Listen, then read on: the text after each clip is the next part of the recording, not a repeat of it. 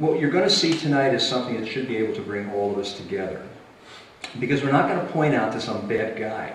You're going to see some pretty awful things that are taking place here. And you're going to want to blame somebody. You're going to say, well, he did it, or she did it, or they did it. Very often the people that are involved in what's going on, what you're about to see, have no idea that they're even involved. And they're doing it just in the name of trying to do a good job.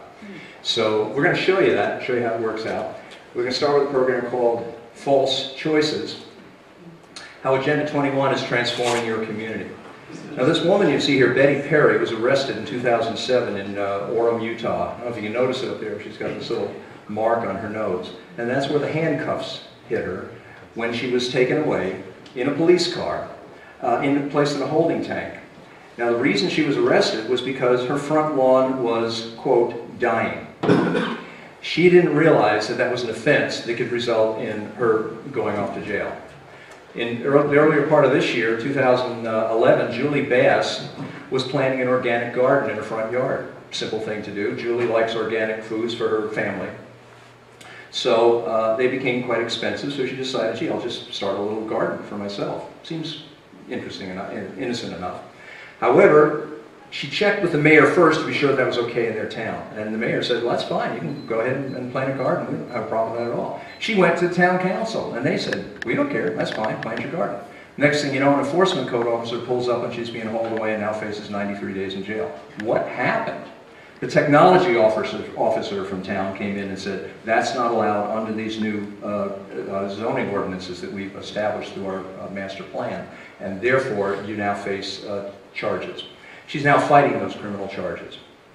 In Dade County, Florida, 1,500 people are losing their homes, and we're going to see why they're losing them and why they're having such difficulty in getting those back.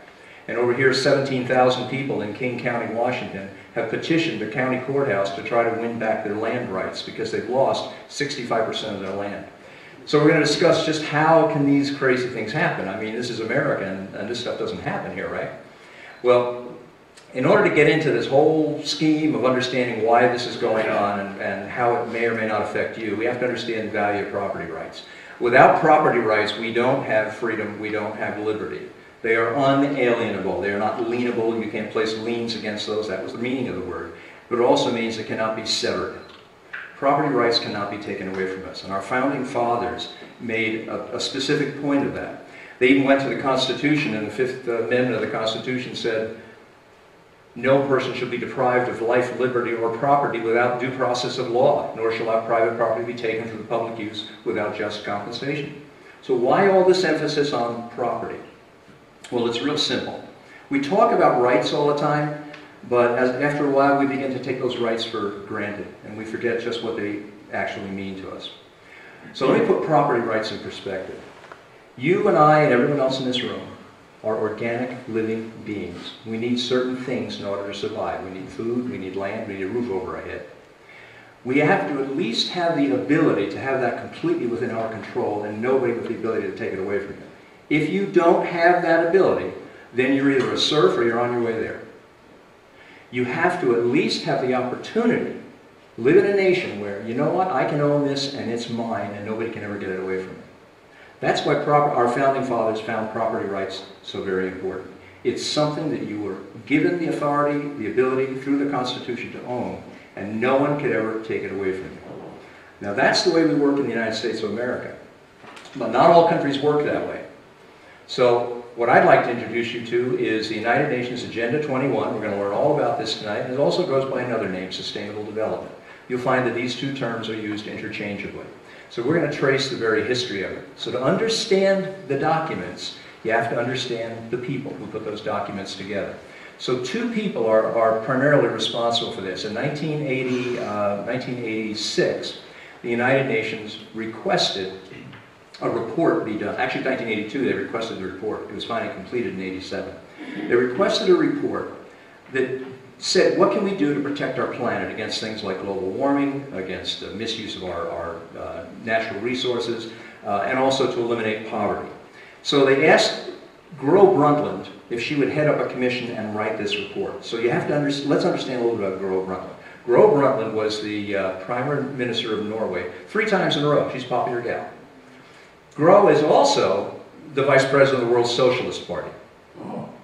Now, since most of the world is socialist anyway, that's not so hard to believe. That makes sense. But what we might understand is what Gros believes. If you go onto the website of the World Socialist Party here in the United States, our chapter of it, here's what it says. The World Socialist Party of the United States is part of a globalist socialist movement that believes capitalism cannot meet the needs of the majority of people in the world, however progressive it might become. To meet these needs, capitalism must be replaced by socialism.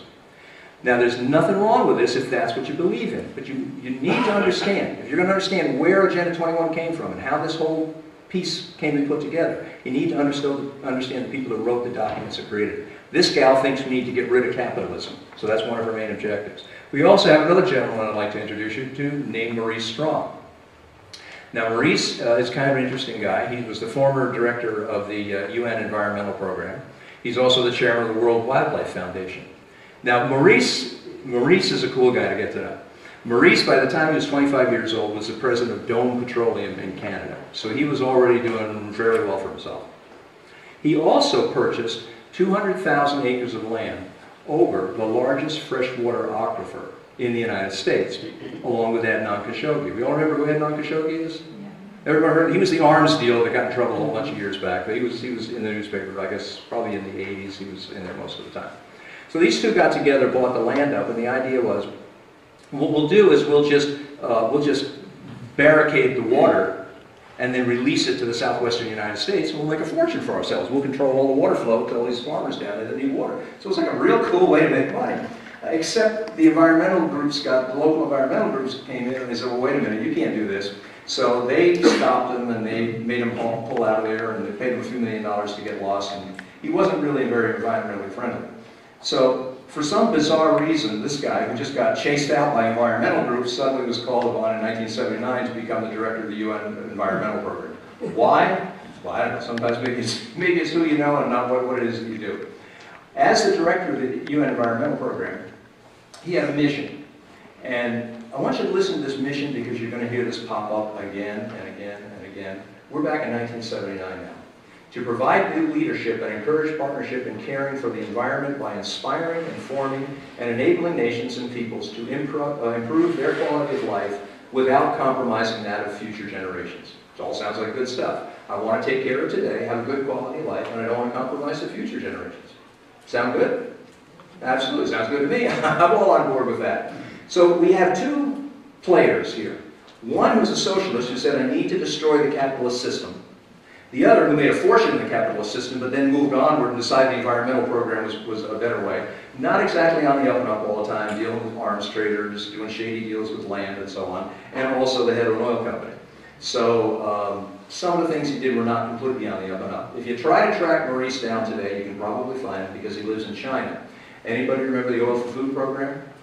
Mm-hmm. And the scandal that followed that? Yeah. That was Maurice. He was in the middle of it. So we're having a little bit of trouble tracking Maurice down these days. But these are the players. These are the two guys who are mostly responsible for this. A book called Our Common Future. By 1987, that book was completed. And it outlined exactly what sustainable development would look like. In fact, there's the report. I don't want you to, by the way, let me preface this. I don't want you to take my word for anything that I say this evening. Everything is documented, everything's provable. Amazon.com, you can buy this book for, I don't remember, 15, 20 bucks, you can buy the book. And if you go to chapter 2 in here, it will define what sustainable development is. It is development that meets the needs of the present without compromising the ability of future generations to meet their own needs. Sound familiar?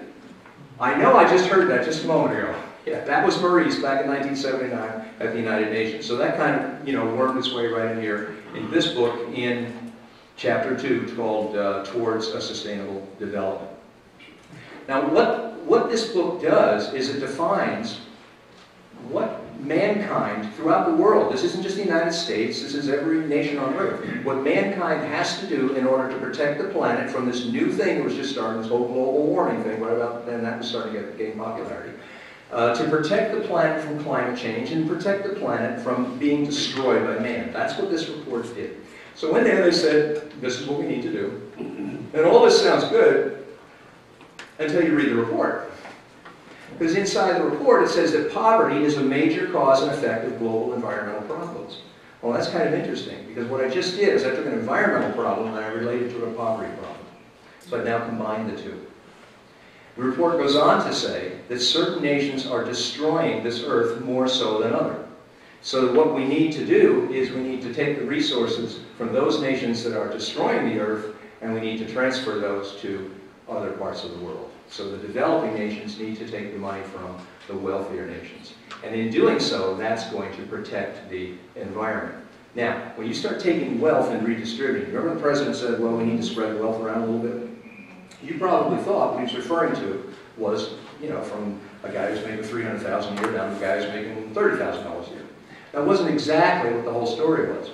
There's a larger scheme here, and that larger scheme says that we must transfer wealth out of the United States of America and more prosperous nations and into less prosperous nations if, in fact, we expect the planet to survive. Now, thank God these were just two guys, you know, sitting in a room in the cellar of the United Nations writing this report out. Because how many people in here have ever read a United Nations report? Right, nobody reads these things anyway. So, okay, right now it's just a cockamamie idea. We're going to take the money out of America, transfer it somewhere else, and somehow that's going to save the planet. Okay, fine. It's nothing but a report, so we can all take a sigh of relief, breathe, and this whole thing's not going to bother us at all. Except for one little thing. They said what we need to have is an Earth sun. So they did. 5 years later, in 1992, in Rio de Janeiro, they had the United Nations Conference on Environment and Development. That was called Agenda 21. That's where the name comes from. It's an agenda for the 21st century. And it was no longer 2 people in the basement of the United Nations in New York. All of a sudden, it was 18,000 people who showed up. And at this meeting, they codified what Agenda 21 was going to look like. So while this book talked about sustainable development,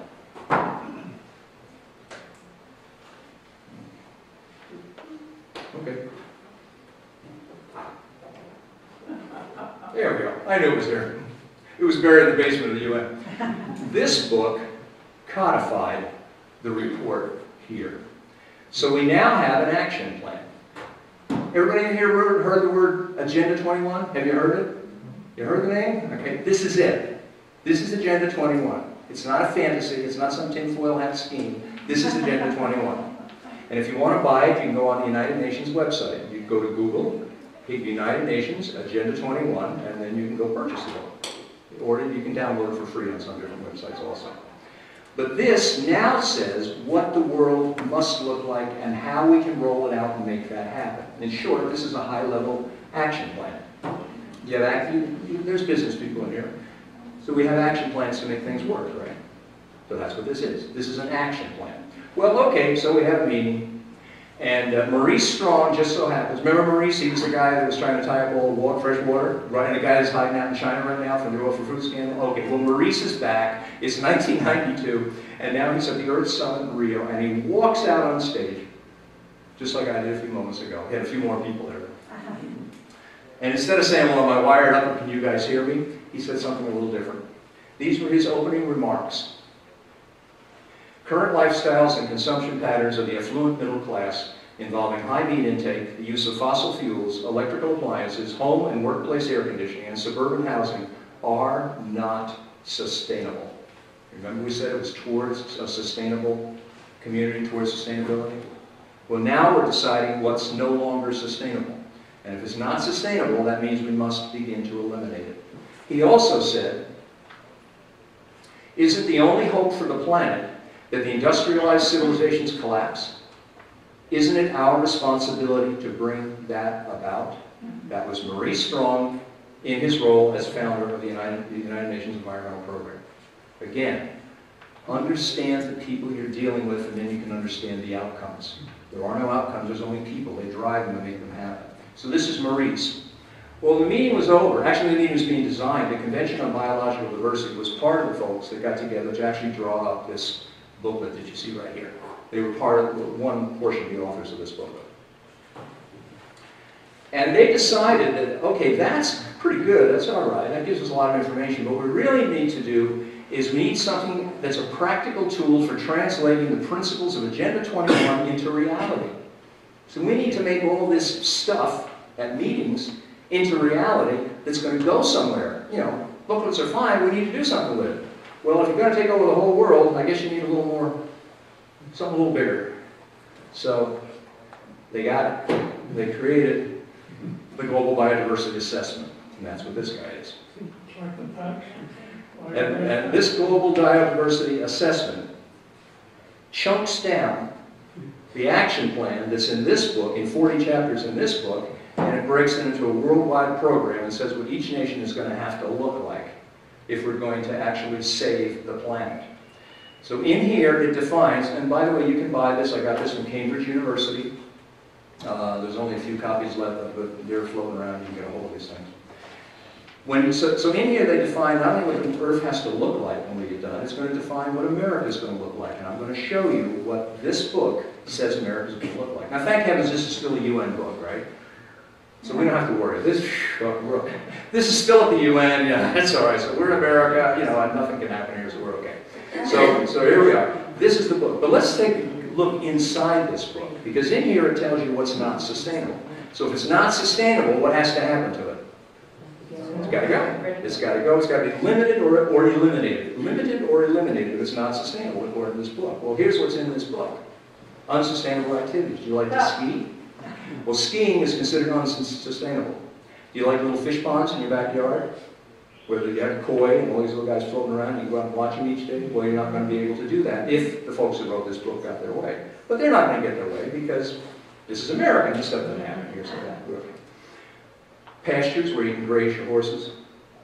Do you like golfing? Anybody like to go out and golf? Well, golf courses are considered unsustainable. Asphalt, macadam, roadways, concrete are considered unsustainable.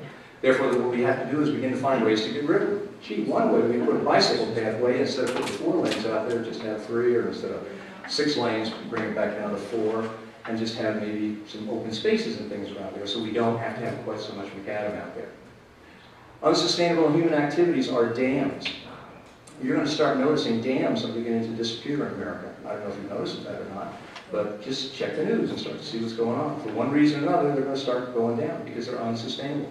Bends in rivers that are human-made, that have been straightened, where there was a bend and man straightened it, that is unsustainable because it's not natural.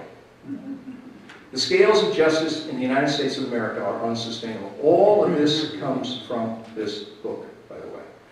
Why are the scales of justice in America unsustainable? Sounds like we've got one of the hottest legal systems going. Well, it's real simple, because animals and plants and the earth have rights. Therefore, they need to have representation and they need to be able to sue us. And they're not able to do that quite as readily as some people would like to see. So, all I can say is, thank heavens, this is just a book. Basically, the way this works is that if I was a kid when I was 9, and I was in love with Amy, and so in the backyard I had a big oak tree, so I put one of those, carved those initials in there, it says John loves Amy. I don't know how Amy felt about this, but anyway, John put it on the tree in the back.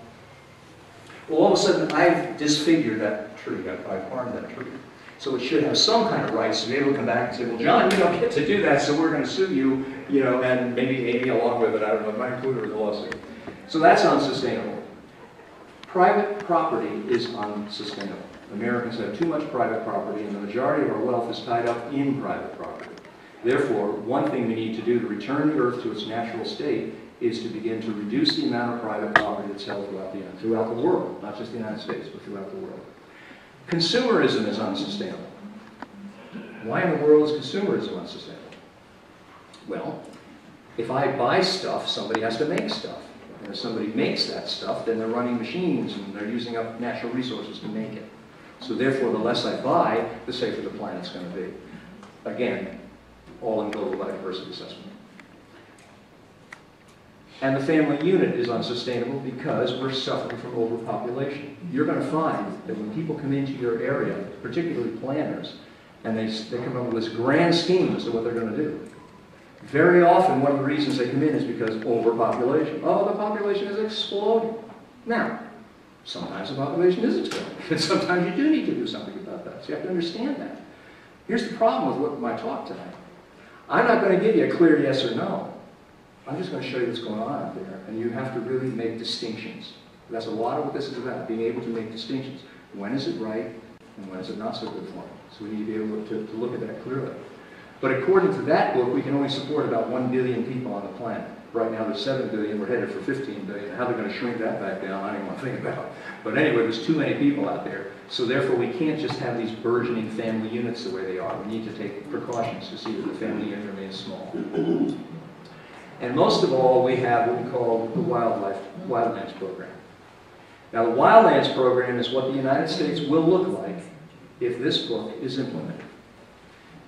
And so you know where this came from. It's on page 990, actually it's 993 or 933, I forget which one it is.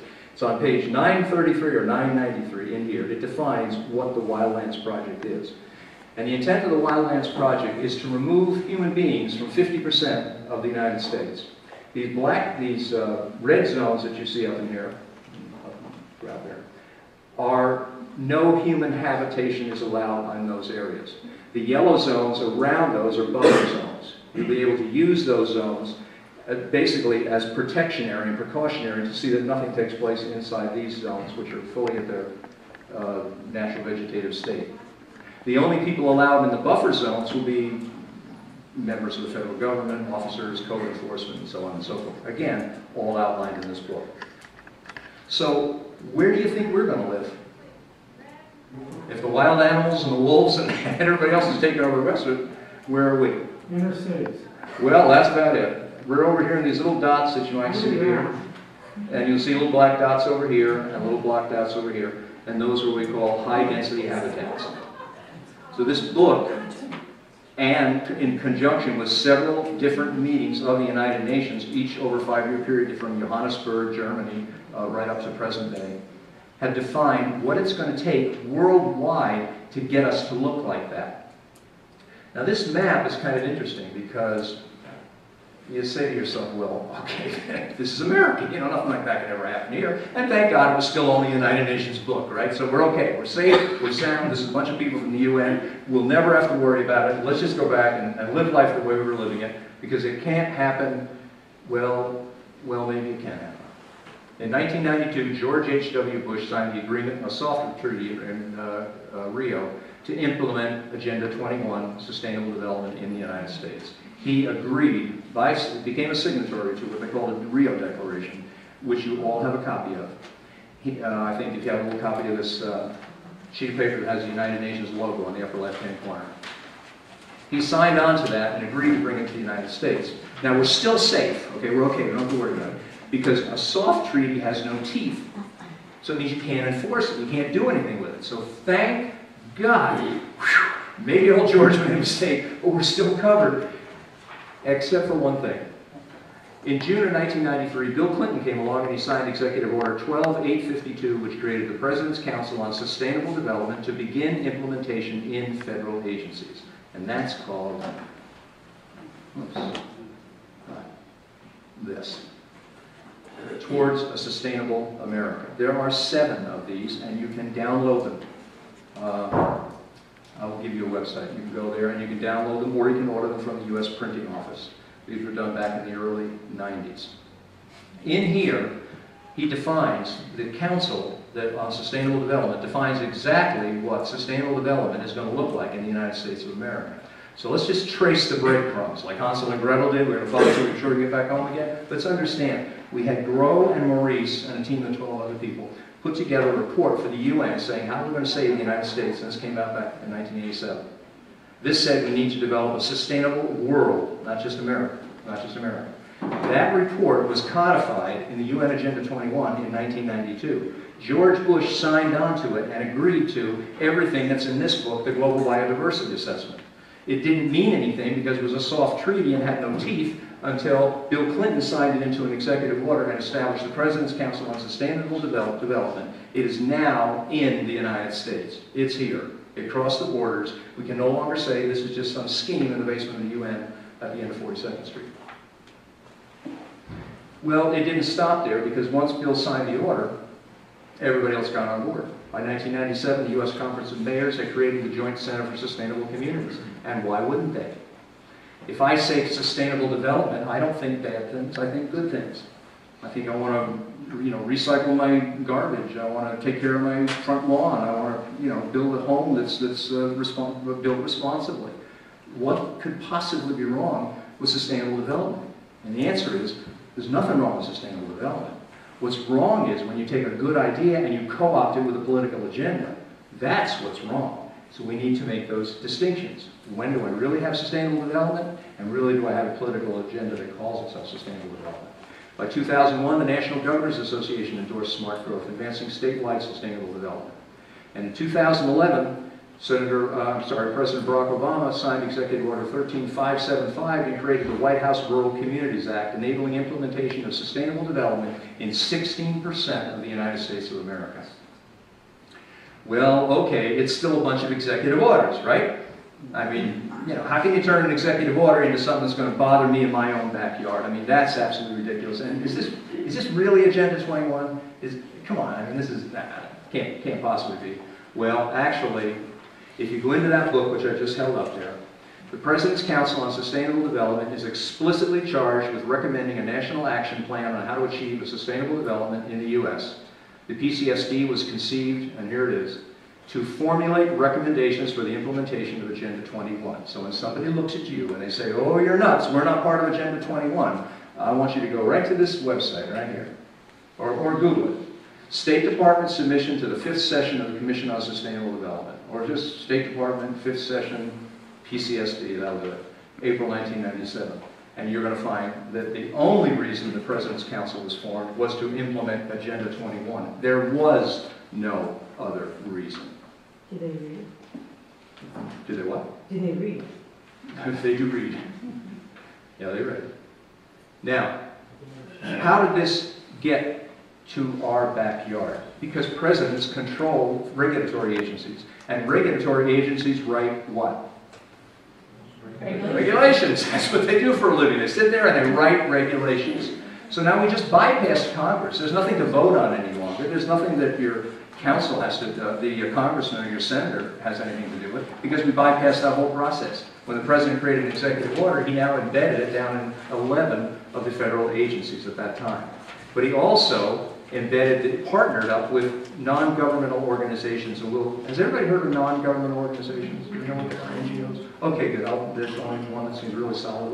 We'll give you a little bit more information on that. But groups like the APA here, the American Planning Association, Institute for Sustainable Communities, the Trust for Public Land, and so on. All of these principles that were put together in here and from this global biodiversity assessment, they now made their way down into these agencies. So when regulations are being drawn up by the EPA, when they're being drawn up by the Forest Service and so on, they're in compliance with the President's Council on Sustainable Development, because that's what agencies do. They're supposed to be in compliance with what the President says. He's the boss. He gets to tell them what they can do and what they're not allowed to do. So the motto of this whole Agenda 21 program is development that meets the needs of the present without compromising the ability of future generations to meet their own needs. Have you ever heard that before? Where did we hear that one before? Oh, Maurice. Maurice came out with that, and all of a sudden now it's worked its way all the way up into the Agenda 21. And Agenda 21 consists of 3 E's. These 3 E's, by the way, are defined in this book. Came right out of this book. So you can go in there and you can find what they are. First one is social equity. Social equity is when the individual gives up his personal wants for the needs of the community. We're going to tear into that a little bit more, take a closer look at it. Economic prosperity is part of the 3 E's. Free market is replaced by public-private partnerships, and there's an international transfers of wealth. We're going to talk about that a little. And then ecological integrity, where individual rights are subordinated to environmental needs. So what does all this mean to you and I? Well, laws, under social equity, laws coerce individuals to give up their personal wants for the needs of the community. Or, as Harvey Rubin there said, individual rights will have to take a back seat to the collective in the process of implementing sustainable development. Harvey Rubin is a member of ICLEI. We'll hear a little more about ICLEI in just a moment here. And get this, don't forget Harvey's picture here, because we're going to come back to Harvey again in just a minute, and you're going to meet him a little bit closer. Individual rights will have to take a back seat to the collective. What kind of talking is this? Is this, yeah, it's kind of weird. This is not American talking. This is not what we think of when we think of the United States of America and buy a little piece of property where I can, have a little stream in the backyard and raise my kids and put a little swing set for my grandchildren. But all of a sudden we've got a whole new language that's happening, and it's all in the name of this sustainable development. Economic prosperity, there's two components of economic prosperity according to Our Common Future, according to the Agenda 21 book, and according to the seven booklets that are put out by the President's Council on Sustainable Development. And a transfer of wealth simply means this. The developmental and environmental objectives of Agenda 21 will require a substantial flow of new and additional financial resources to developing nations. The Rio Declaration says equity will be achieved through implementation of the international economic order and through transfers of resources to developing countries. You get what I'm talking about here? We're going to save the planet. We're not going to save the planet by living responsibly. We're not going to save the planet by recycling. We're going to save the planet by creating a whole new social structure among the people who live there.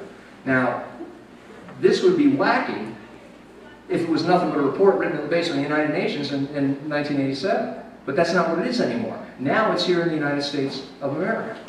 So when we talk about this Agenda 21 preamble, you're going to find that here in the pamphlet that paper I just handed out, which is the front pages of this book. That's where it came from. I want you to know where every bit of this comes from, because I don't want you to ever not be able to hold your head up high in any company and say, that's what this is. Because you're going to meet people who have no idea. They're up to their eyeballs in Agenda 21, and they don't know it. And they honestly, genuinely, sincerely have no idea what it is that's going on. So in that case, you need to educate. But we're going to look at a couple of these principles in just a minute. These are the principles that drive this entire system. That's called the Rio Declaration. Remember, this is what George Bush signed off on. What are public-private partnerships? Well, public-private partnerships are kind of neat. Because if you're, let's say, a benefit corporation, or if you're a corporation that works in conjunction with the government, you get certain tax breaks. You get certain limited liabilities. For instance, in California, there are housing units that are going up. And most people, I know there's builders in this room right now, they're responsible, and they know if I build a structure, I build it well because I know that at the end of the day, I'm responsible. They're going to come back to me. And besides, I'm a good businessman. I want to be able to build more businesses. I want people to come back to me. So we do a good job to take care of our customers. But some of these agreements, not all of them, some of these agreements say, you know what? The builder has no liability. So if the roof's fallen in, or this is caving in, or the sheetrock wasn't done properly, or whatever, they have absolutely no liability. They're forgiven. And that's beginning to happen in different sustainable communities across the United States. And again, I use the word distinction. It's not happening everywhere. There's really honest builders out there who want to do a good job to give the community what they want. So we need to be able to separate the two. The problem with public-private partnerships is this. The guy who's on the outside has a rough time with it. If you're not part of the PPP, then you're part of the free enterprise system. All of a sudden, you're paying the high taxes, you have the normal liabilities, you have limited access to those federal dollars, you have high competition, high cost of getting a hold of cash and money, and you often run into a struggle to survive. Ultimately, PPPs, if they grow large enough, they begin to drive out that middle-class businessman that's so essential and reliable in the United States of America. That's one of the pieces that I'm here for. I'm one of those free enterprise guys in the middle who runs a small business. So I begin to see around me how these things happen. And we have ecological integrity. That was the third E. This is where individual rights are subordinated to nature. It's nature over man.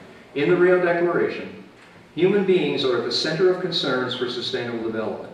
They're entitled to a healthy and productive life in harmony with nature. Now, this is principle number one. I want you to look at this from a couple of standpoints. First of all, viewpoints. We're going to tear that sentence apart because I want you to understand what that thing says and the impact of that sentence. This came from this book, Agenda 21. This is the Bible of this whole movement that we've described right now through our current president, actually. But if you'll take out this little sheet of paper, you have it on your chair there. It's got the UN logo in the upper left-hand corner. But it's not blue.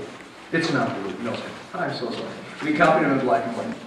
If you go down to principle number one, and we'll read it right off the paper, and this should be exactly what's up there.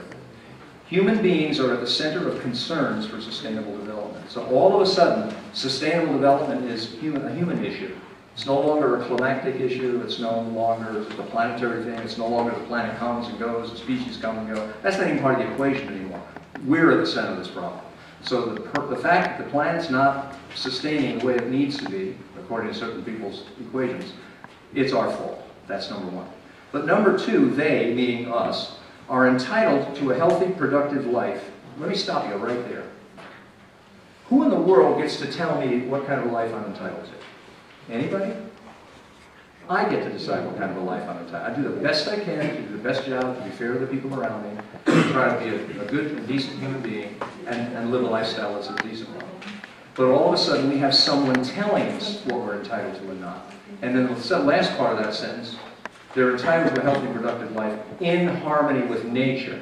So in other words, I don't even get that healthy and productive life if I'm not in harmony with nature.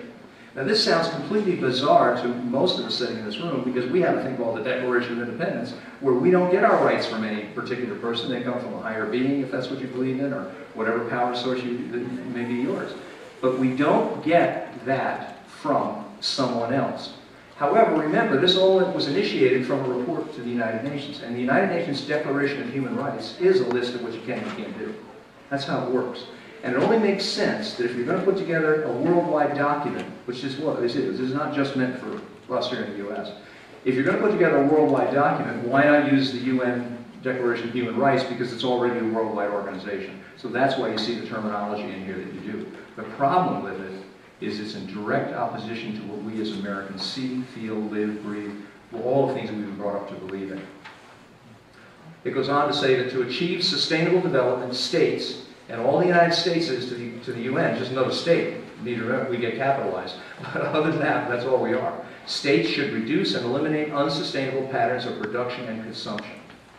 And we already know what the unsustainable patterns of production and consumption are because they're all outlined here in this report. And they didn't put this report together just to have a report sit in the basement of the United Nations and nobody look at it. Now, a lot of people never heard of Agenda 21. A lot of people never heard of the things that I'm talking about. Now I'm going to tell you why you haven't heard about it. I'm sure many people in this room heard Agenda 21 and they said, I'm not so sure about that. Well, it's no accident. One of President Clinton's advisors was a gentleman named J. Gary Lawrence. He was an advisor to the President's Council on Sustainable Development. Today, he's the urban strategist leader with Arup Consulting. If you're in the consulting field, planning, they're probably one of the biggest in the world. They're huge. They built the Sydney Opera House. They built the Tappan Zee Bridge. I mean, these guys are major, serious players. But they're also up to their necks in this thing called Agenda 21 and Smart Growth. So here's what J. Gary Lawrence wrote in a document at the bottom of here. I don't want you to take my word for it. The future of Agenda 21 in the new millennium. Google that, and you can download this document. If you can't find it, email me and I'll send it to you. Here's what he said. Participating in a United Nations advocated planning process would very likely bring out many who would actively work to defeat any elected official undertaking local Agenda 21. Therefore, we will call our process something else, such as comprehensive planning, growth management, or smart growth. Why? Because these are terms that we're all familiar with, we all feel safe with, we all feel comfortable with. They're things that builders and contractors and homeowners have used on a day-to-day basis for 20 years or more. And they're fine, they're safe. So why not hide behind that? And that's what they did. All of a sudden they came out with groups of terms like smart growth, smart streets, visioning processes, consensus, open spaces, walkable communities, sustainable New York, sustainable Pennsylvania, sustainable New Jersey. And on and on and on and on. Multi-use dwelling, mixed-use dwellings. I was talking to a gentleman earlier today who does a fine job, I'm sure, of mixed-use dwellings in an honorable way, and you should all be doing business with this gentleman. The reality is, though, people have co-opted this stuff. And here's why.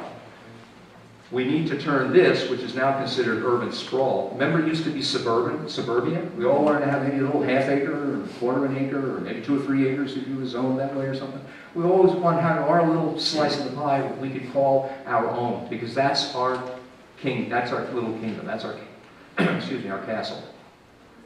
And they want to turn it into this, which is high density urban dwelling or mixed use dwellings. Now, there's nothing in the world wrong with this.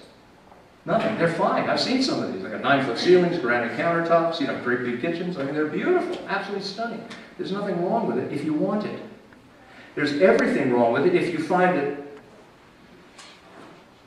In fact, all that is a plan to get to this. So unfortunately, when you walk out of here tonight, you're going to have to think about this stuff. You're going to have to ask lots and lots of questions to find out, where are we going with this thing? Is this just part of this? Or is this something different? So, in order to make all this function, in order to make this a reality, we needed two systems. One was smart growth. Smart growth essentially manages people and urban development, and the Wildlands Project manages the rural land. Between the two of them, they drive people off of the rural lands into the urban areas and get people out of automobiles and into bicycles and walking. That's where this walkable community all comes from.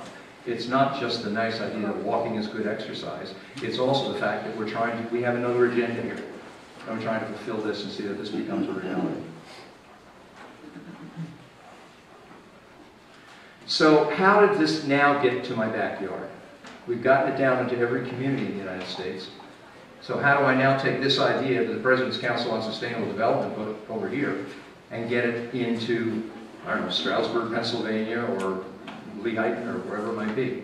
Well, actually, that's relatively simple. Money. All we did was we allocated money from the President's Council on Sustainable Development, and we gave it to different agencies. One was HUD. HUD then contracted with groups like the American Planning Association. And the American Planning Association is not the only planning association in America, but it's the gorilla on the block. It's the biggest one. They have 100,000 members. They have 11,000 designated planners around the United States. And essentially all they did was they put together a boilerplate program that implemented Sustainable America throughout the United States of America. And this is what the boilerplate program looks like. So when a planner comes into your area, and he's from the American Planning Association, or she is from American Planning Association, this is where all that fancy planning comes from. You think you're going to visioning meetings and you're coming up with this really neat idea that's just meant for our community. And while there may be a few little modifications here or there, essentially these are all boilerplate.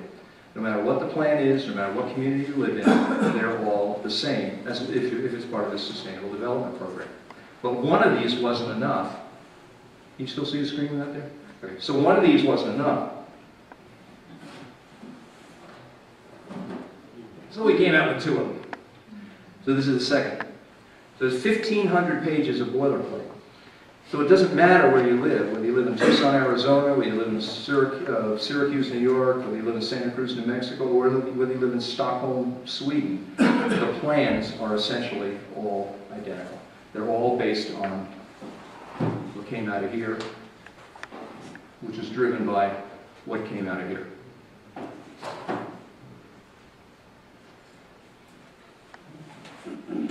In addition to these planning organizations implementing Agenda 21 throughout various communities. By the way, Agenda 21 is in every county in the United States of America. If you doubt me, then just plug in sustainable development, social equity. Let's separate sustainable development, the kind you and I think of, which is healthy, from social equity, the UN thing, and your county, and see what pops up. You're going to find it in there. Also, the Worldwide Fund for Nature, the World Resources Institute, International Union for Conservation in Nature, these all fund and provide grants and provide documentation and direction to implement a Sustainable Development Agenda 20, the Agenda 21 version of it. These guys you may never have heard of. They are some of the largest NGOs in the world. In many cases, they have millions of members. They have the clout of small nations. And here's why.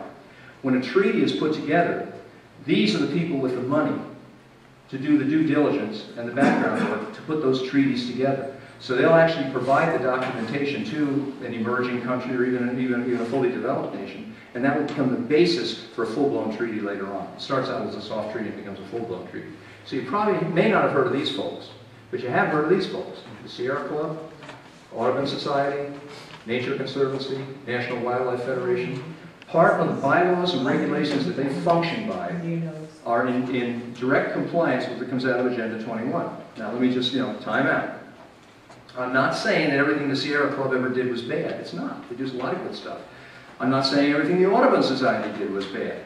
They do a lot of good stuff. In the same way with the National Wildlife and Nature Conservancy. They do a lot of good things to help our planet and to help our nation. But they're also doing some things that are going to implement this. So again, we've got to make those distinctions when we're sitting down with our local planners or we attend our local planning meetings. ICLEI is one of those non-governmental organizations that we just talked about. They don't belong to the United Nations, but they do work in concert with them, and often at the auspices of them. Their job was to roll out Agenda 21.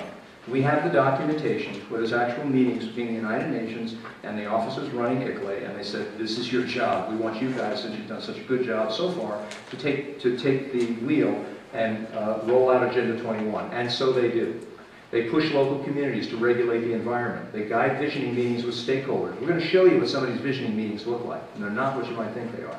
Gain elected official buy-in via grants and intimidation. The quickest way that I can take your property rights away is to wave grant money in front of you. And those property rights just go up like they evaporate. Minimize protests. Implement and enforce sustainable development. ICLEI right now operates in over 600 counties in the United States. And I'm not going to wait for all these to scroll forward ahead. Their goal is to operate in 1,000 communities. I think it's by, I'm not sure, 2014, 2015. They want to be in 1,000 different communities. And they are gaining ground in some areas, but they're also losing ground in other areas. And we're going to describe exactly where that is. This just scrolls and goes on and on and on and on. And I just want to give you some kind of an idea of the impact that this group ICLEI has here in the United States of America. So when somebody says ICLEI is not part of the UN, excuse me, but they are part of they're not part of the UN, but they've been authorized by the United Nations to go into all these communities to implement the Agenda 21 programs we were just talking about. Now, in June of this year, Executive Order 13575 was signed by our President. And Executive Order 13575 said that it granted the federal government authority over the food, fiber, and energy for 16% of the United States of America. It provided 25 governmental agencies the power and leverage federal investments in rural areas to increase the impact of federal dollars and create the economic opportunities to improve the quality of life in rural America. Doesn't that sound great? Let's start to look at what I just said. I just said I'm now in charge of food, fiber, and energy for 16% of the United States of America in one office, the Office of the Presidency, because all these federal agencies report up to the Presidency. I just provided all this power to 25 government agencies. Go to Wikipedia, there aren't 25 federal agencies, there's only 24. So where's the 25th one? How do we do that one? That was interesting. It was a wild card that the President threw in. In case we ever do have another agency, we're covered. So we know that these guys are going to be in there and they'll be able to have all this power. Power to do what, though? To leverage federal investments. What is a federal investment? Reach in your pocket. Reach in your wallet. Check your checking account. That's what a federal investment is. It's your money. They're investing your money. But hopefully it's for the good of society, so maybe it all rolls out and it's okay, right? Well, let's see. They're going to invest our money in rural areas to increase the impact of federal dollars, to create economic opportunities. How do you increase the impact of federal dollars? There's only one way to do it. How do I increase the impact of federal money? I increase impact by writing laws. I create more regulations, more restrictions, more limitations, and those regulations then enhance the impact that I have in the organization. It's real easy. And how hard is it for a federal agency to create a new regulation? Anything to it? Nothing to it at all. They sit down. In fact, I have a friend of mine who works as a scientist, works with the Department of Environmental Protection, and they say that it's almost a joke when comments come in to the website, because you can go to a website where there's when new federal regulations come. It's a joke. Thousands and thousands and thousands of people called in when healthcare came out because they put it up when someone passed some of these regulations. They put it up on the agency website, and they don't even pay attention. And they joke about them in the back room. And at the end of the day, these agencies do pretty much precisely what they want. Unless it gets real high profile and there's a lot of pushback, then you might be able to get somewhere with it. So that's what's happening to our federal dollars. So this leveraging that's taking place, here's where it took place. And by the way, this is all in Executive Order 13575. So you can go on, Google it, download it, take a look at it. Executive Order 13575. We impact engagement, leverage our engagement with agricultural organizations, small businesses, educational institutions, healthcare providers, telecommunication services, healthcare providers, research institutions, healthcare providers, Healthcare providers. What does healthcare providers have to do with sustainable development? Well, if you read Agenda 21, it says in here, every person on earth must be covered with health insurance. Now, am I saying that the Affordable Care Act that President Obama passed last year was part of Agenda 21? No, I'm not, because I don't know if he did it with this in mind or not. I can't get inside the guy's head. I don't know. All I know is it certainly works in concert with it, so it worked out rather well. If he did it or not is anybody's guess. But the reality is, healthcare was already written into Agenda 21 and already signed on by the United States. Law enforcement, state government agencies, local government agencies, all subject to leveraging by the federal government, which essentially gives the federal government power over food production, land use, and a de facto cap and trade program for 16% of the United States of America. That's what Executive Order 13575 does for you and I. You remember when the president went on this rural rural communities tour a while ago when he had those 2 buses? About $1 million a pop or something like that? Okay. That was paid for under the White House Rural Communities Act. That was why it was called the White House Rural Bus Tour, because this is the group that paid for it. The buses were made, everybody remember where they were made? Canada. The buses, now, full disclosure, they weren't completely made in Canada. Some of the parts were actually made here in the United States, but the bulk of the money went off to Canada. Now, we do that right here in Pennsylvania, I understand. We can put those buses together and done a fine job here. Why in the world would you transfer jobs and money out of the United States unless you were trying to distribute wealth to different nations? Right. Why would I tie up all my resources here in the United States? I remember from when I was in geography class, when I went to school, about 122 years ago, I think it was when I graduated, they used to talk about the United States being fantastic because they had all these natural resources that made us such a powerhouse of a nation. Well, all of a sudden, we can't get to these resources. And we've discovered new energy resources, and we can't get near those either. But we will give loan guarantees to Brazil so that they can go out and build the same deep water rig that we're concerned about and then sink the thing in the Gulf of Mexico and begin drilling for oil there with our money guaranteeing the loans to make that happen. And then go to that country and say, we want to be your best customer. See how the money goes? Okay, maybe that's not what it's all about, but it sure does fit the formula. 19 days after that executive order was signed by the president, leading figures from the Obama administration, cabinet agencies, U.S. Congress, major corporations, nonprofits, and civil society organizations all met in New York with members of ICLEI. ICLEI's job, according to the UN, was to roll out Agenda 21. So they all had a nice lunch, I guess, after they signed off on the deal. Now, here's what you need to be concerned about on a local level, is how this stuff gets into my community. And again, I want to differentiate again. I'm not saying that every ounce of planning that takes place in the country is bad planning. I'm not. I have a very dear friend who put together a program for 10 different communities. And she did a wonderful job. And they have open spaces there. They've got certain historic preservations on some buildings. They have water issues that they cleared up. And they're now sustainable through the year 2030. Nobody lost anything. They got a little bit of grant money, but they made darn sure there were no strings attached to that grant money. So I'm not saying that you can't have planning and have good planning. I'm saying that you've got to be vigilant. Now, what will happen is, in this Agenda 21 version of Sustainable Development, which is all over the place, a planner or a group member from ICLEI or NGO or maybe from the American Planning Association will approach certain stakeholders in your community. And a stakeholder is not necessarily somebody who lives in the community. It's a like-minded individual who agrees with what the planner wants.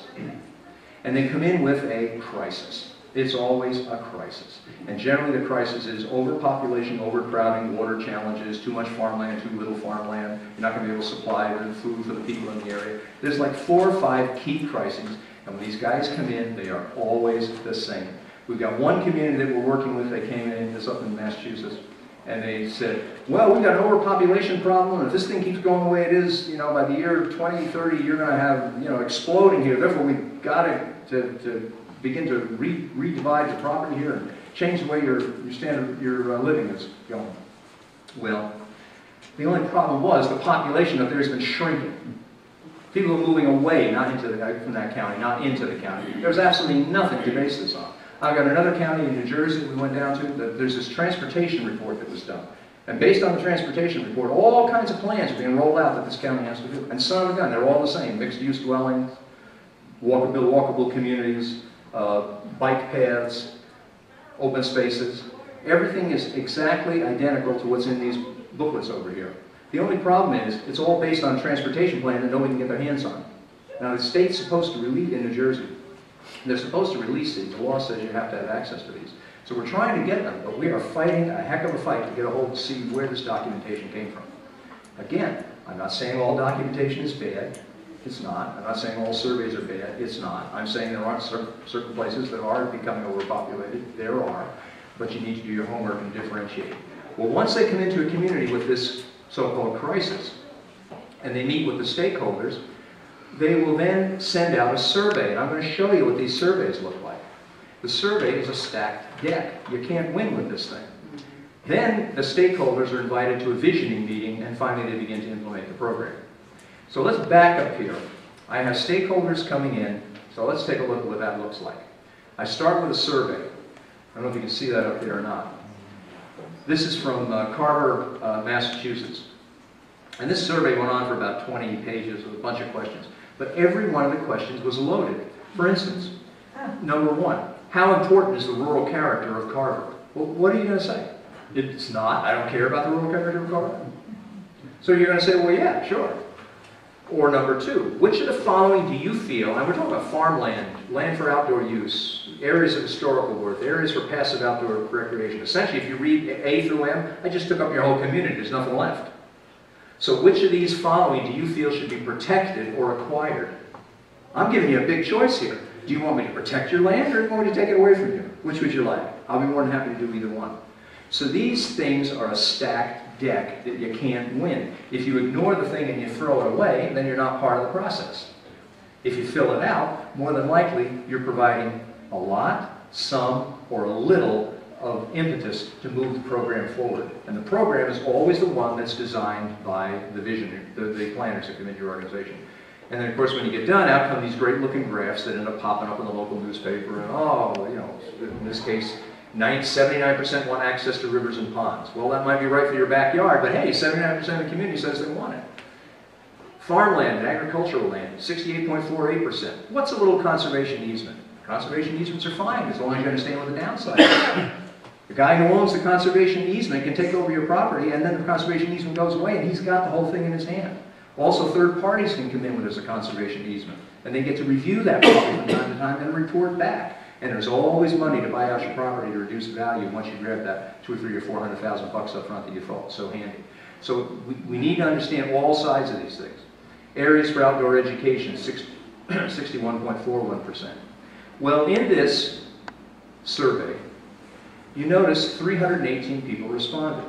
So this entire program being put together for Carver up here is based on these 318 people, what they had to say. But how many people live in Carver? Anybody see that one? Mm-hmm. 9,000. Over 9,000 people live there. 300 responded. You're talking decisions being made by 3% of the people who are actually involved in this program. Now, 3% of the population is fine if you're doing a poll to see who's going to be president next time out. But it's not all right when you talk about taking away people's property and they have no idea whether they're in the game, they're out of the game, whether it's something they want or perhaps don't want. And this isn't unusual. It's more commonplace.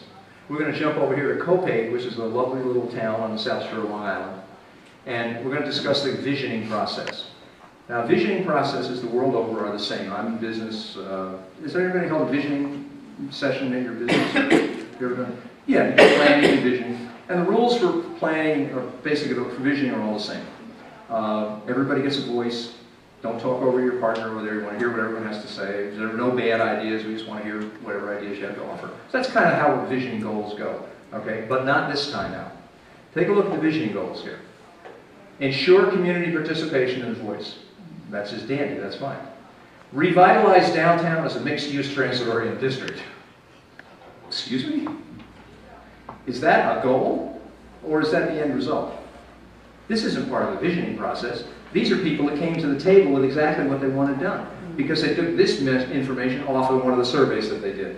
So the survey, and wait till you see how many people were in the survey, decided that we want to explore redevelopment potential for industrial areas around the train station, strengthen economic opportunities in the downtown area. We're no longer going along with the will of the people. We're now completely in bed with the will of the planners who decided what to do. And here's where this stuff came from, so we understand. The most important partner in this process is you. And that's as it should be. And I love the way they put you. Big capital letters are you. You are the most important person here. So who participated in this process? Who participated? Over 300 people participated throughout this whole process. Well, that's pretty good. I don't know, there's maybe 50 people or so in this room, so 300 would be a huge room, so 300 people participating, that's pretty darn good. This was a healthy mix of people who live in the study area and those that use it for other purposes, but live in surrounding communities. So what am I saying? Those 300 people didn't even all come from Copiague. They come from the surrounding communities. But hey, that's all right. They get a little bit of a say, I guess, right? Even though it's not their property, they have something to say about it. The problem is, do you know how many people live in Copiague, Long Island? I just looked this up. 20,000. 18, you're close. 18,000 people left there. Now my math isn't all that great, but if there's 18,000 people and 300 people participated, you're talking about maybe 1.5% of the total population was involved in what took place down here.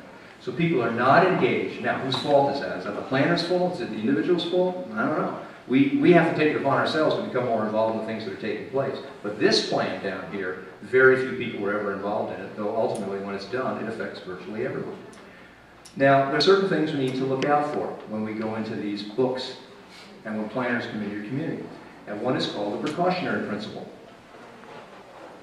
Now let me explain what the precautionary principle is.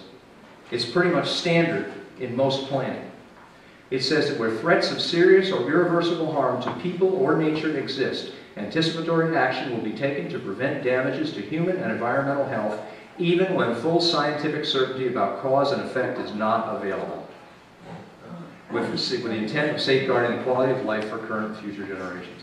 I don't need to be able to prove to you that there's a problem. I just have to be able to suspect that there's one, and that gives me the authority to begin to redesign your locality's master plan. And if I can't do that, I'll go and I get the regulations changed in the organization throughout your community, and I'll get around it that way. Now let's look at this precautionary principle a little more, because this is how those farmers, those people I mentioned down in Dade County, Florida, all those people looking for their land back, this is how they lost it. Now, if you go to this paper that you have, the UN paper that you have, and go to principle number 15, on the second page near the bottom,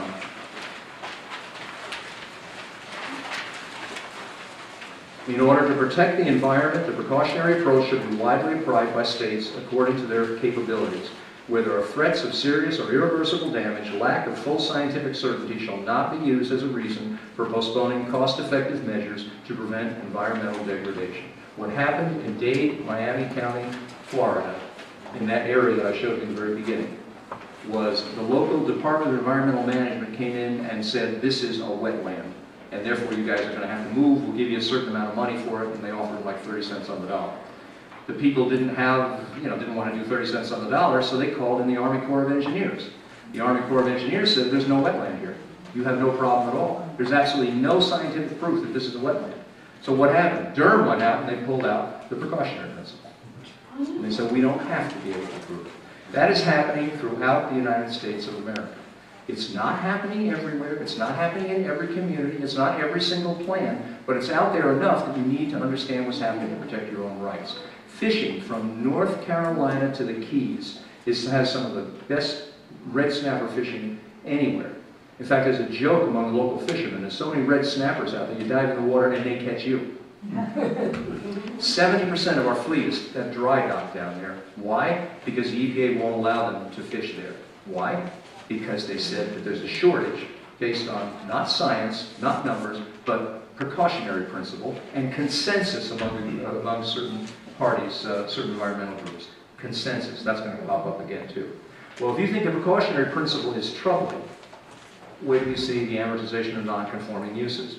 The amortization of non-conforming uses is in Chapter 8 of whatever Volume 2 is here, of those two books. The whole chapter on it. Here's how amortization of non-conforming uses works. If you think you can't lose your property, if you think, well, I have nothing to worry about because, my community is protected from all this stuff, no worries. Try this. But for homeowners who live in a community that adopts the guidebook's vision, that's the guidebook they're talking about. Growing Smart Legislative Guidebook.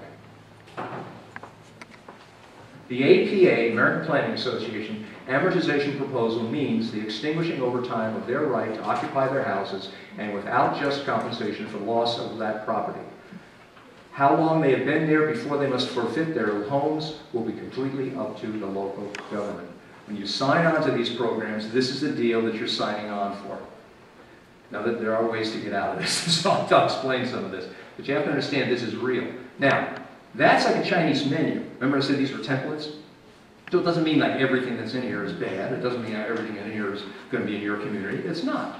It doesn't mean that every planner is necessarily using this book. Most of them do, but not necessarily all of them. So you might say, well, look, I got a sharp town council. They're going to take one look at the amortization of non-conforming uses and say, get that out of here. We're not going to do that. Well, I'm going to show you that it won't matter. You'll get stuck with it anyway. And here's how. All they have to do is create a regional board. And then they roll your plan up into the regional plan.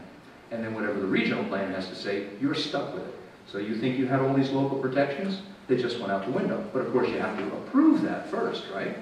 Well, let me show you how that works. This is downloadable. You can get a policy framework for adopting the precautionary principle, January 2004, Washington State. Took it right off the internet. This was approved in 2004. And here's what they did. The local community decided that they didn't want to go along with these land grabs, so they voted against it. So here's what the planners did. You're going to watch this thing roll up so fast you're not even going to notice. It's like a worm slipping into a mud bank. So I'm going to let you know when we come to the good sentence. Individual policies in Washington State, King County, and the City of Seattle include aspects of the precautionary principle. Precautionary principle came out of here, remember? That was in here, that's what we were reading. Well, now it's in here.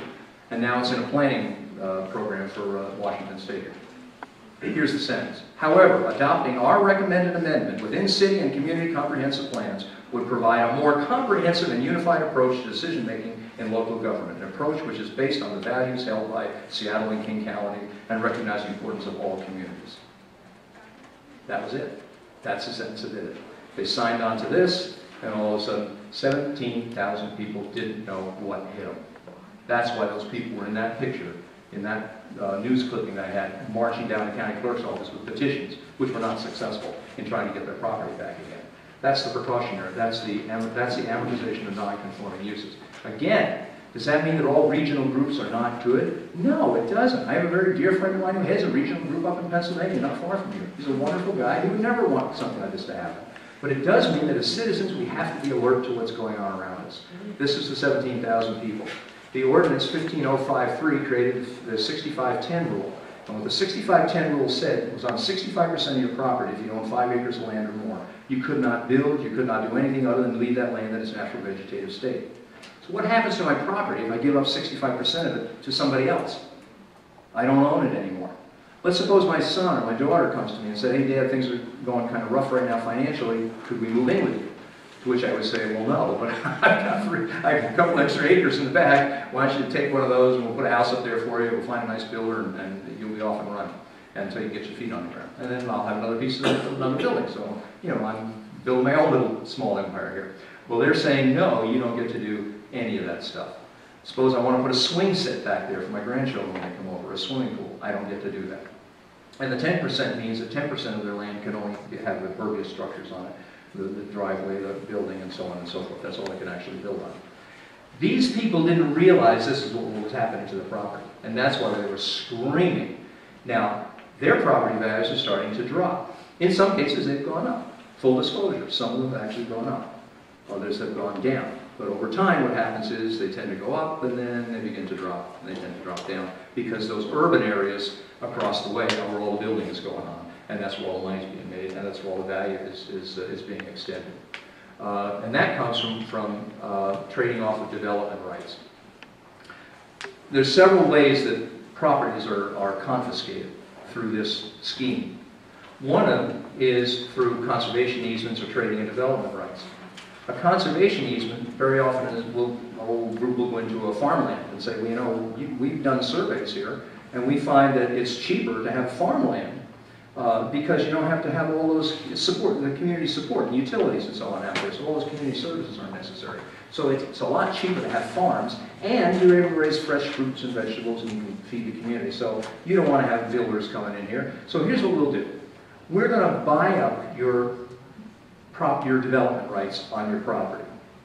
And we're going to establish that we'll give you all this money. You may have a property that's worth $2 million, $3 million. Of all the rights that you have, we're just going to take this one little one, the development rights, away and tell you what you have to do with that. And in turn, we'll give you, I don't know, $500,000. So the guy's saying, wow, this is right. Great, but you get to keep the property. Now here's what the guy just did that he doesn't realize. He does get to keep the property. And he does have $500,000 in his pocket, which is nothing to complain about. So it all looks good. But what happens is he has now these best practices that are put in place by federal agencies. And the best practices keep getting ratcheted up and up and up. And pretty soon, it's no longer profitable to farm that little piece of land. So now what do? Well, now I go to the guy who sold me the land and I say, well, you know, I can't afford to do this any longer. Maybe you can help me out. Sure, I'll be happy to buy the land from you. So they buy the land from you at a reduced sale value. And once they buy the land, guess what?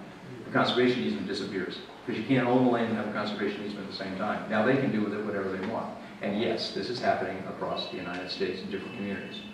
In Kings County, Washington, 141,000 acres was lost of homeowners' development rights were lost on 141,000 acres. 2,400 potential dwelling units were moved into urban areas. When you get involved with these community programs through this Agenda 21 program, everything is predetermined. You think your visioning is yours. You think these ideas are yours. You think there's a consensus among the community. But in fact, that consensus has already been predetermined. Over in New Jersey, this is going, a great example of this is a group called Sustainable New Jersey. Now, we've met with these people. And they've sworn up and down we have nothing to do with UN Agenda 21. We have nothing to do with the sustainable development that you're talking about. Now, we're pure is the term they love to use. Except that, if you look down here, oops, sorry. Look down here, I don't know if you can see it from there. Their program encompasses the three equal interrelated components of sustainability. Prosperity, which is economic prosperity. Planet practice, which was the environment. And people embrace social equity. So equity, environment, and the economy. The three E's are right there in their program. That's Sustainable Jersey. But it doesn't just stop there. Sustainable Jersey in practically every town over in New Jersey. If you go to little Denville, little town of Denville, in the township of Denville in New Jersey, you go on their website and what do you see? That first line right there, I don't know if you can make it out or not. The township of Denville has been certified as a sustainable community by Sustainable New Jersey. And what is sustainable development? Well, right there it is. Social equity, environment, and the economy, exactly as we took it out of the, exactly as we took it out, thank you, exactly as we took it out of the original report for the UN. The UN 3Es are now in every single state in the United States of America. What's sustainable development? Go to the township of Denville, and again we see meeting the needs of the present without compromising the ability of future generations to meet their own needs is one of the most popularly defined definitions of sustainability. It takes its root in the 1987 United Nations Development Commission. Yes, these are all interrelated. Yes, these communities are involved in Agenda 21. Dade County, Florida, we talked about the 1,500 people. You might say, well, why do they go to court to try to help themselves? Well, they can't go to court because, remember this guy's picture? Remember we saw Harvey? He was the guy that said in developing sustainable development, the needs of the individual are going to have to take a back seat to the needs of the collective. That was Harvey. Well, he's also the clerk of the court. So there's no way these people in Dade County, Florida are going to get any relief by going through the legal system. He also sits on the advisory board to the ICLAI. This is also influencing our children. Now we got, okay, 15 minutes to wrap this up. Influencing our children. The goal of the United Nations Decade for of Education for Sustainable Development, for which UNESCO is the lead agency, is to integrate the principles, values, and practices of sustainable development in all aspects of education and learning. Now understand what we said here. Sustainable development, the Agenda 21 version, has made its way into our communities in two methods. One is through development and through planning in the local community, and the other is through the education system. If we can change the minds of children and get them to think more placidly, get them to go along with things, it'll be an awful lot easier to implement this stuff which is anti-rights. So, the educational effort will encourage changes in behavior that create a more sustainable future. Now, how many people in this room sent your children to school to have their behavior changed? Any of you? I don't think so. I wanted to learn the 3 R's, reading, writing, and arithmetic. But instead, we're talking about changing people's behavior. And that's exactly what these programs do. The UN Decade of Education for Sustainable Development, which is right here, this is the overview of the program, is nothing but the 40 chapters of Agenda 21 put in a classroom training program and approved by the Department of Education and the National Education Association for use in the United States. Children are being taught that facts are man-made, and I'll show you where they're man-made. They're being taught about eliminating of disagreement, to rely on experts, and it's only okay to question certain ideas. Now, the reason we're in this room tonight is because we're questioning things. You may agree with me, you may not agree with me. That's fine. You get to question me. I get to question the status quo. You get to question the status quo. That's what the heart of America is about. But all of a sudden, certain things are not open to question. And this came out of this book, by the way, so you know where I got it. Wealth is socially unjust. So if some guy over here makes $500,000 a year and some guy over here makes $50,000 a year, that's not fair. That's what your children are being taught. Wealth is destroying the environment. Man is causing global warming. That's up in the air right now. The whole thing about global warming is kind of very highly suspect. Maybe it is, maybe it isn't, but it's looking iffy. Women and girls are marginalized. Well, there's certainly a time they were more marginalized than they are today, so again, wouldn't you want to at least be able to question that? I know some very successful women who are doing really, really well for themselves. So I don't know, I want to be able to question these things. Your kids are being taught not to question it, and I'm going to show you how. One way is through a program called Connected Math. This is the Connected Math Guidebook. This book is used throughout the United States of America. It's not in every single classroom. It's for grades 6 through 8 that this teaches mathematics. It uses what they call a standards-based principle, which means we have certain standards, but we don't teach facts. In fact, because this curriculum does not emphasize the arithmetic computation done by hand, some Connected Math Project students may not do well on tests assessing computational skills. In other words, I'm going to go through math and I don't know how to compute? Well, that's what they're being taught, and that comes right out of the teacher's manual. We believe such a trade-off in favor of CMP is very much to the student's advantage in the world of work. But if you think that's troubling, read what's on page 17. Standard 3. I'll take it right out of the book. Page 17.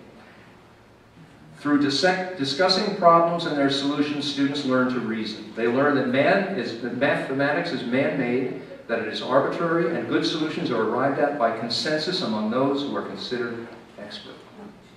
So we no longer can just say that, hey, 3 times 3 is, well, we don't know, because it's a consensus. Your children are being taught consensus.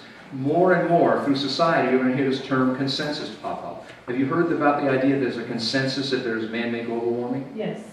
There is no such thing in science. As I said, my friend is a scientist. They don't do consensus. They do facts, and you either prove them or you disprove them. And if you prove them, then you go on to become a hypothesis. And if that sticks, then it becomes a theory one day. Did you ever hear of the hypothesis of anthropogenic global warming?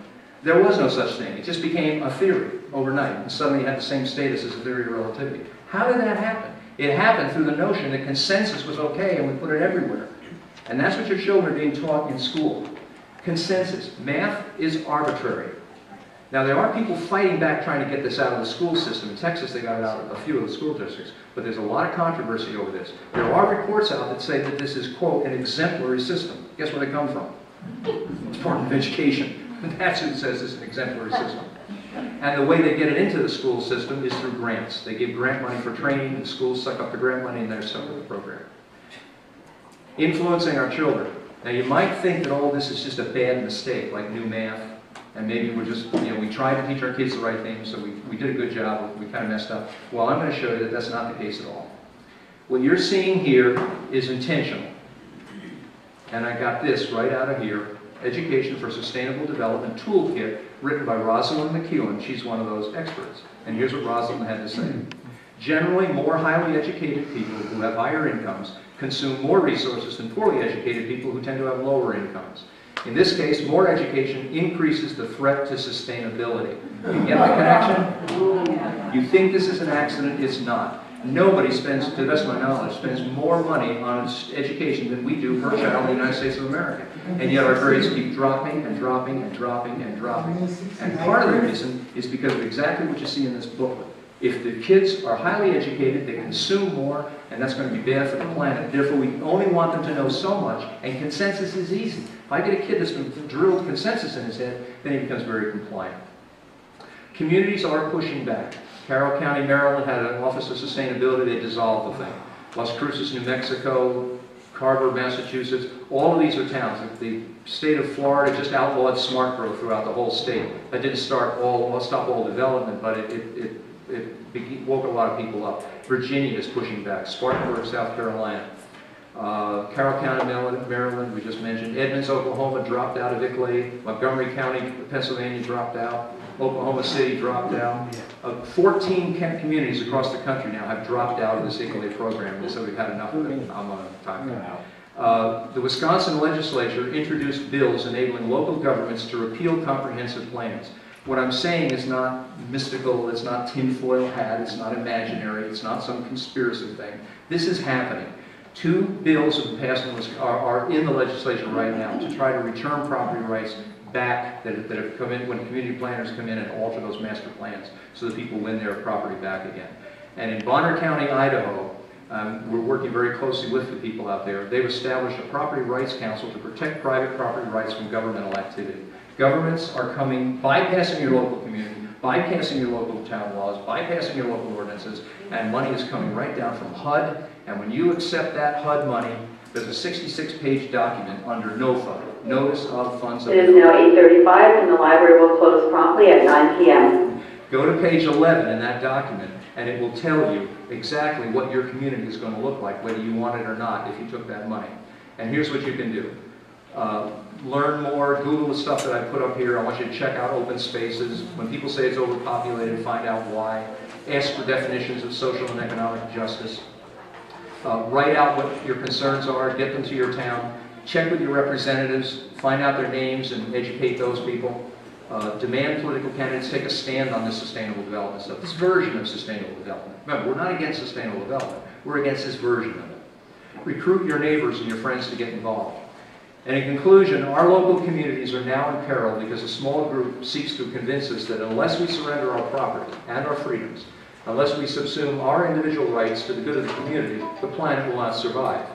Yet this is a false choice. For over 200 years, Americans have protected our planet, our nation, and our liberties.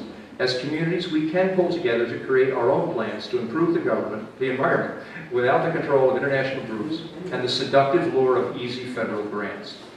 Working together, we can save our environment and keep our rights and freedoms. That is the real choice. Thank you, ladies and gentlemen.